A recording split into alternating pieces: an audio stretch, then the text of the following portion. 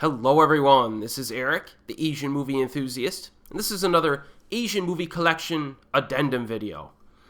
The distribution of films tonight are going to be primarily Japanese films and Hong Kong movies, but I do have one Korean film and one film from mainland China, I believe. And as usual, I'll list all of the titles to these movies in the description box below. Now, this first release here kind of flew under the radar. I do have a full-length review of it on my channel.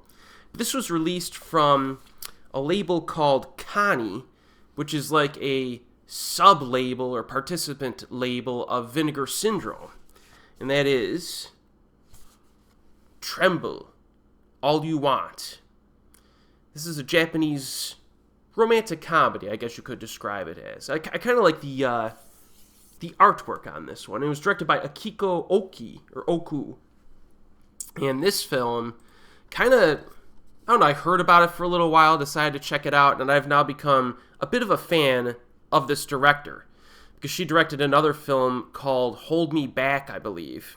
And that one was quite good as well. So, this film is basically, I had to check my notes on this one. This film is about a 24-year-old accountant who is a woman, and she's never had a boyfriend before. She still dreams of being with her high school crush, who she calls Ichi, meaning number one, although they have not talked in years.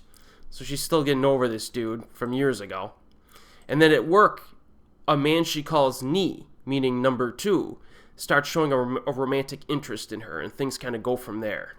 Now, this movie is it's really anchored by the lead actress, whose name is Mayu Matsuoka.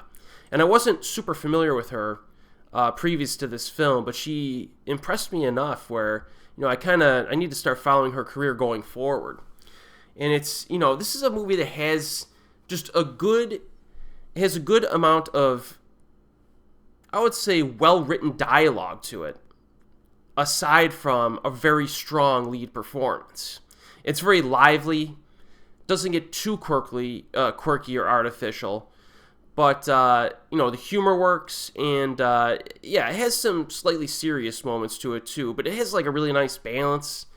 It's kind of hard to describe, really, but if you're interested in a recent Japanese kind of romantic comedy, I recommend this for sure, as well as any other films you could get from this director. So this is a Region A release, Blu-ray. The special features are a making of, interview with the director, a couple different featurettes regarding music and fashion in the film, and then you get a little write-up inside as well. So yeah, if you want more information, check out my full-length review, but this is a nice release, and I think it flies under the radar because a lot of people don't see Vinegar Syndrome as, a website that would release a Japanese romantic comedy. They're more like a cult film website. But yes, this one was good, and I will watch it again in the future. Now, the next one is a classic. It's a classic, and that is Kamikaze Girls. I reviewed this film 6 years ago, maybe. It's been a while since I've reviewed this one, but this is probably it's up there with one of my favorite Japanese comedies, and it was directed by none other than Tetsuya Nakashima, who is known as a very edgy director, but he wasn't quite as edgy back in 2004 or whenever this was released. So you get Momoko, played by Kyoko Fukada. She's a self-absorbed dreamer who fantasizes about fleeing her backcountry home and living life in 18th century France. And then she meets a rebellious Ichigo, played by Anna Tsuchiya, who's a biker chick. And, things go from there. But yes, this is a pretty insane comedy. And if you want to see this director's earlier comedy works, this is the one to go to. It's very vibrant, a lot of color in this, a lot of fashion sense. The lead character wears a lot of frilly dresses and stuff like that. But even as a guy watching this is a really fun, like girl friendship movie, to describe it probably as accurately as I can. But it's a hilarious comedy with you get some potty humor in there, you get some other stuff. There's actually some like lines that I always remember and I actually repeat to myself. Like I bought some a fragrance, we could call it, a fragrance for men, and it was like a Versace fragrance. And there's one part of this movie where this girl, I think it was her father, sells knockoff Versace clothing, but in order to make it really sell, he wanted to do co-branding. So he made it to be Universal Studios Versace, and he put it on the clothing, and it was terrible stuff, but it sold like crazy in the suburbs of Japan. And this kind of throws some shade at the, Japanese suburban culture as well along the way. But, I mean, if you haven't seen this, I highly recommend it. And this is the Region B Blu-ray. I think this was Third Window Films. And you get interviews with director and cast, and a bunch of little featurettes. There's a little short film in here too, and a 40-minute making of, and some trailers and stuff for other Third Window Films. So check it out. See, every time I put on that cologne, I just say to myself, Universal Studios Versace. The movie just doesn't go away after you watch it. All right, next one. Old school Kiyoshi Kurosawa, The Guard from the Underground. This is one that it did take me a second viewing to warm up to this one.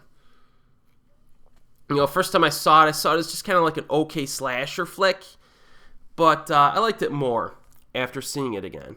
So this is a horror film, and this was released like right around 1990 or so. So it's a dark tale that is both a sharp satire of corporate life and a B-movie thriller that plays homage to the slasher movies of the 1980s. A former sumo wrestler, now working as a security guard, goes on a murderous rampage in a company office building, and that's basically your film. I remember this being, when I rewatched it, I had additional appreciation for it. It's more like a slower burn, creepy slasher movie. There are a few good death scenes, but I would almost say don't go into it for the death scenes in this. It's more like just a Kiyoshi Kurosawa slasher, and you kind of get what you would expect from that. You know what I mean? It doesn't really have any heavy philosophical or psychological, sub-themes. It does have sub-themes, but they're not as deep as Kiyoshi's films like Cure and Pulse, right? But it's a sufficiently entertaining slasher film. I still would rank Evil Dead Trap over it as like more purely entertaining with way better kills. But it's worth watching. I do enjoy it. You know what I mean? I do enjoy this. I believe I reviewed this in my Asian horror playlist. I may have reviewed it twice. Once saying it wasn't that great, and once saying it was pretty good. But you get a Kiyoshi Kurosawa Q&A, a producer interview, and a Tom Mess audio commentary, which I have not yet seen. I have not yet watched this on Blu-ray. And this is the Region B Third Window Films release. So pick it up if you're a fan of the director. It's nice to explore some earlier titles from our favorite directors. And speaking of favorite directors, man, actually we got some really good director. There's some big time directors in this haul. This guy, well, maybe this guy's not quite big time, but he's one of my favorites, and that's Koji Shiraishi. The low budget horror guy. And if you're familiar with Shiraishi, I've reviewed like dozens of his movies in my Asian horror playlist because he has a high production number of films, but that's because a lot of them are very low budget direct-to-video horror films, and this is one of those. And this is like Welcome to the Occult Forest, I believe is the American title or the English language title. Yes, I believe so. But this movie, it's very similar if you've seen his Senritsu Kaikifa films. And this is also the Japanese release without subs. Just like a lot of his other direct-to-video films are not available with subtitles. But I blind buy all of them because I like them.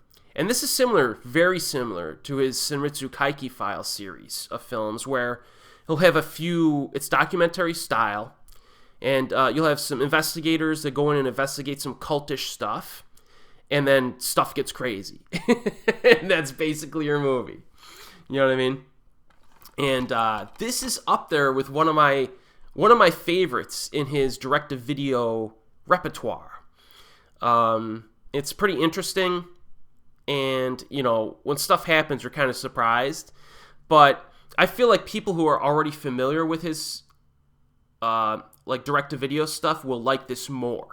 You know what I mean? I think you gotta dip your toe in his stuff first, because I can see why maybe some people might not like some of his lower budget stuff due to the production values and stuff like that. But if you're a fan of him, it's worth picking up. I can't remember how much I paid for this, but I don't think it was cheap.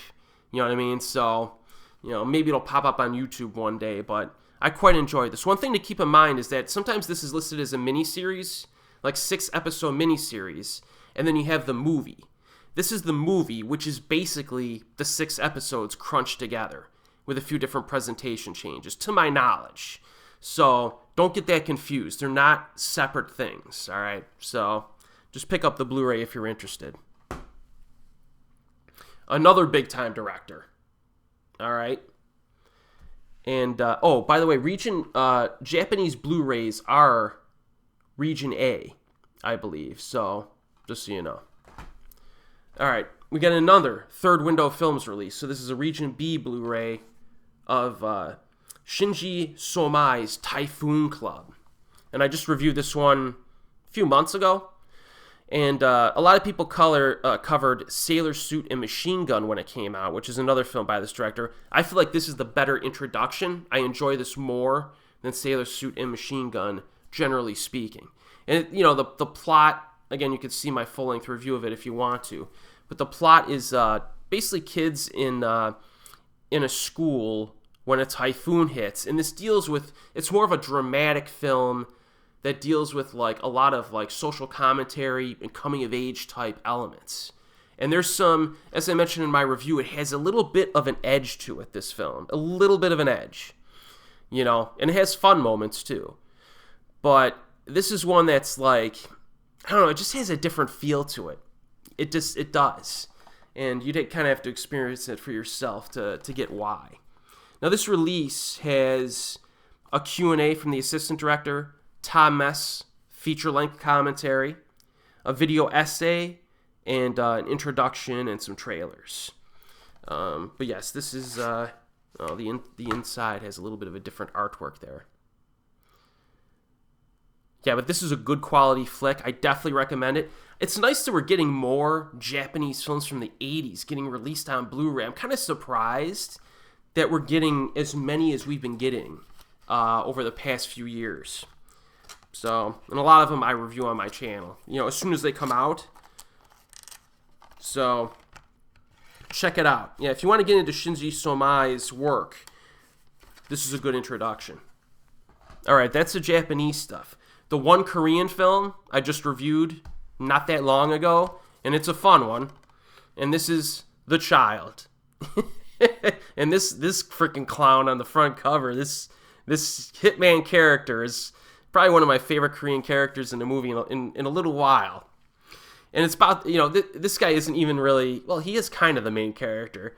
But our initial main protagonist is like this guy who goes to Korea to meet his father, and a bunch of people try to kill him. And he gets caught in this, like, conflict to the death. And that's all, you know, that's all I'll tell you. But this guy is one of the guys who's like, on his tail. And this guy, like, this movie has, like, weird plot turns and stuff but it's just, it works so well. You know, it's an action thriller, and it just came out last year, I think. And it was directed by Park Hoon-jung, who I cover almost all of his movies. And I find him to be consistent. I can see why some people don't like him, based on his, like, style, I guess you could say. But yeah, this is one of his more purely entertaining films. If you want a recent Korean flick, an action thriller, you just watch it. Now, there's not that many special features because this is the Region A Welgo USA release. So I don't think there's really a whole lot of special features on this one. But you get the movie, and the movie's worth watching. Maybe we do the mainland China film next and then roll into Hong Kong. I'm pretty sure the rest of these are Hong Kong movies, or at least co-productions. So let's do the mainland China film here first. So I have to check my notes on this one. It's been a little while since I've reviewed it. This is a big one in terms of art house fare. It's one of the better mainland films from the turn of the century, and I have reviewed it, so you can check my full-length review, but it is Suzhou River. All right, and this is the 4K restoration. I believe it's a Region A release from Strand Releasing. And it stars Zhou Xun, who, I mean, probably if I had to pick my favorite actress of all time, this is probably the actress that I would pick. So, I mean, you could tell why I watched the movie back in the day. But yeah, this movie is like, I got to read my synopsis because I think some plot synopses spoil stuff. So I'll read the one from my review real quick. You know, the movie opens with the narration from a man who is a videographer who's hired by a nightclub to shoot their mermaid show. And their mermaid show is like this, it's a little weird. It's like this big fish tank where like women swim in it dressed like mermaids. And they're just like actresses, basically. And one of these women is Mei Mei, played by Zhou Xun. And our narrator of the film falls in love with her, but her personality's a little odd. And then she disappears for days on end, which kind of drives the dude crazy, you know what I mean? And then, and I'll just leave it at that. You know, it's like a romance drama. And you would think, like with a name like Suzhou River, you'd have like all of these beautiful natural environments and like a nice river. Like, nah. Like this movie's a little bit, the presentation's like urban, gritty urban environments is what you get in this. And yeah, but it works when it's meshed in with the plot as the plot moves along. A little bit of a mystery, you know what I mean? And you get a phenomenal performance by the lead actress. And yeah, there's not a whole lot of special features in this one, but this movie's totally worth watching. I really enjoy it. And if you want more info, check out my full-length review. But yeah, I'll watch anything with her, even if the movie isn't that good. Now we go into some crazy nonsense. All right, we're getting into some crazy, just shenanigans. All right, this one is like, I don't know. There's some people like this, some people can't stand it. Future Cops. Oh yeah, Future Cops. Now listen to this. It's directed by Wang Jing. It stars Andy Lau, Jackie Chung, Aaron Kwok, Dickie Chung, Ching Miao, Simon Yam, Ekin Cheng, Charlie Young, Ken Lo, and Billy Chow. So this is like, it's just an absolutely insane cast to an insane movie. And it's like, I mean, I guess I'll have to read my synopsis. In the year 2043, see if this is familiar to you. In the year 2043, Bison is convicted and comes up with a plan to free himself. He sends his henchmen back in time to 1993 to find and destroy the judge who sentenced him when he was still vulnerable. And the future cops attempt to stop him. Now, this is technically a live-action Street Fighter movie. It is. It is. The other one was City Hunter, starring Jackie Chan. And, yeah, it's just like, I don't even know how to describe this freaking thing. It's a super silly comedy. All right, this is a super silly comedy that throws some action in at times.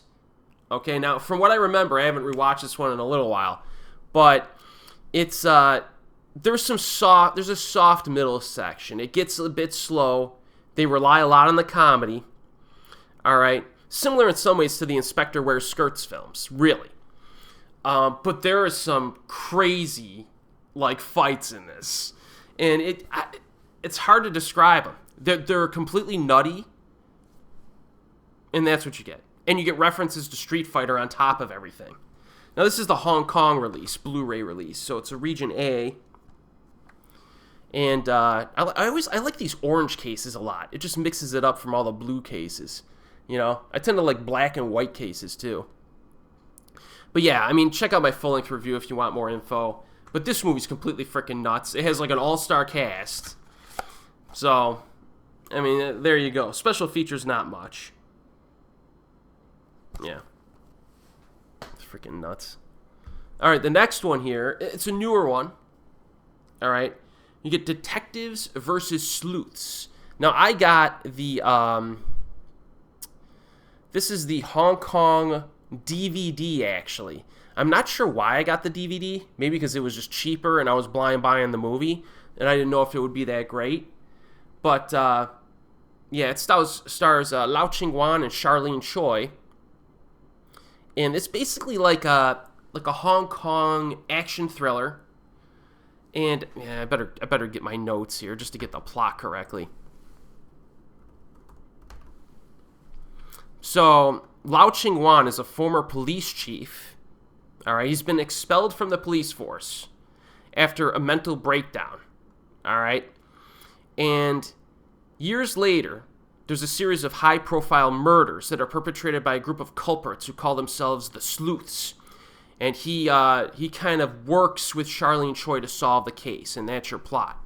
And I remember, I have a full-length review of this if you want more info. I don't keep you people in the dark on this stuff. Like, as soon as I buy the movie and watch it, I usually review it. And then I get to this playlist where I show off the DVD like half a year later.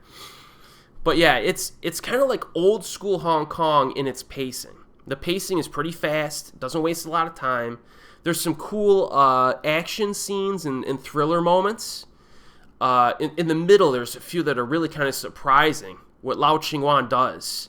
You know, he's crazy. He's crazy in this, right? And the bad guys that emerge are ruthless and cold-blooded, which always helps. And you get a good finale, action set piece. But I found this to be pretty interesting and fun to watch. So again, this is like a more recent Hong Kong flick that would be worth watching. You do get a trailer, a making of, and a photo gallery in this. And this is the Hong Kong release, I believe. Region 3 DVD. So check it out if you're interested. And I have a full-length review, of course. And, yeah, full-length reviews of everything left here. We only got a few left. This one is one I was wanting to review for years.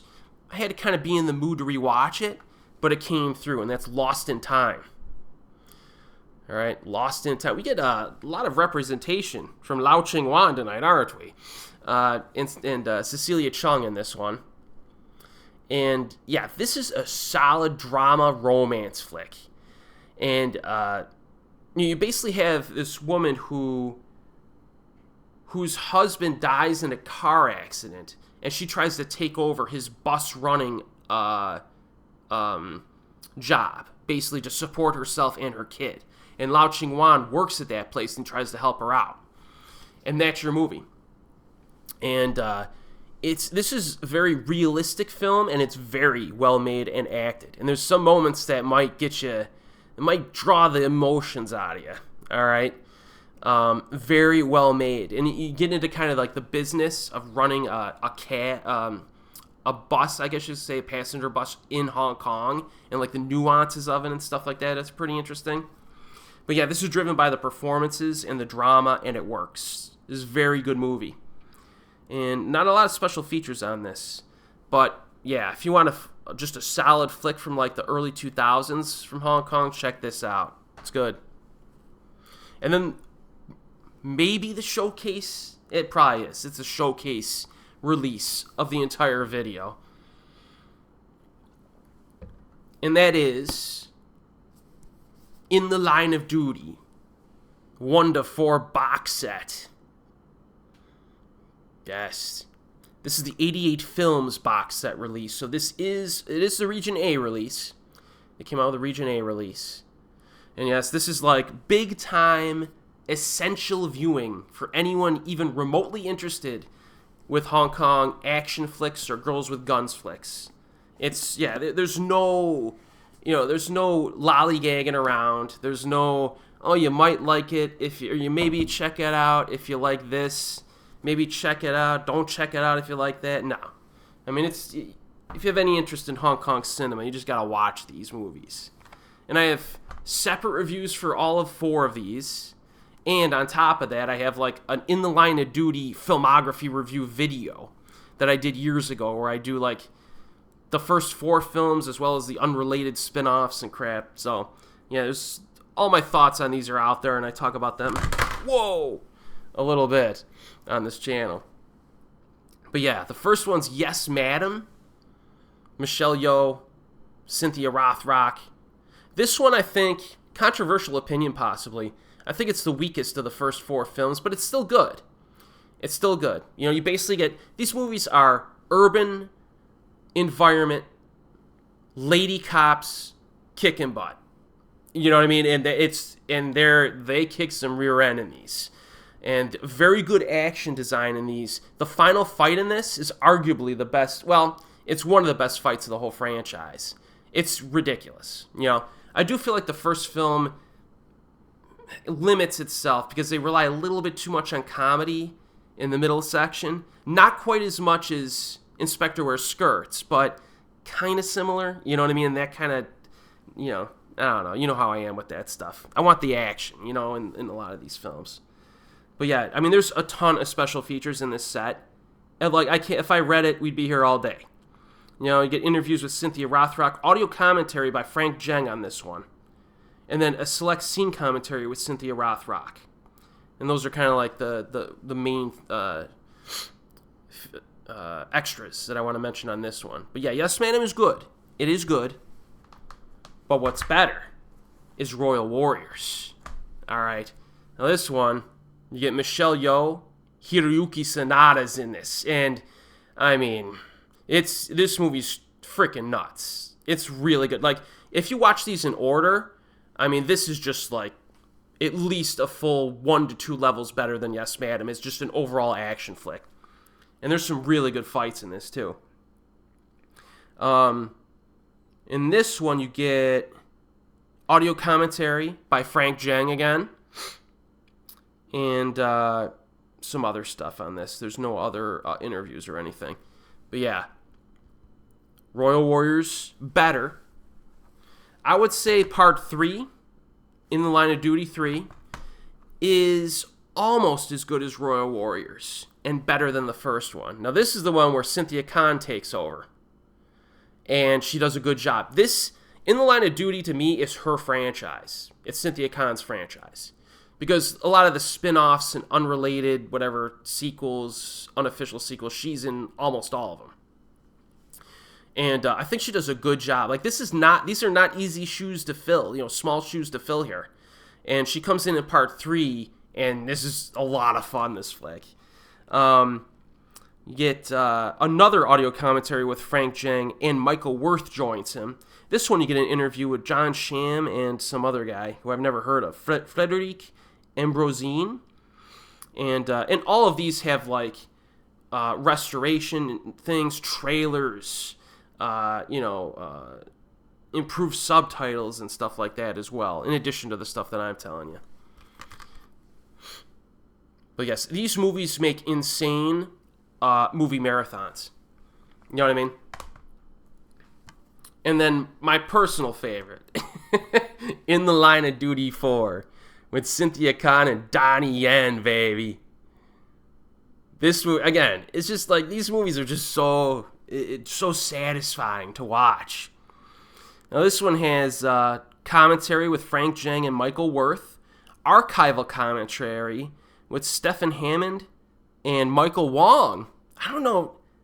Man, I don't think I've listened to that commentary. I got to check that out. Archive interview with Donnie Yen.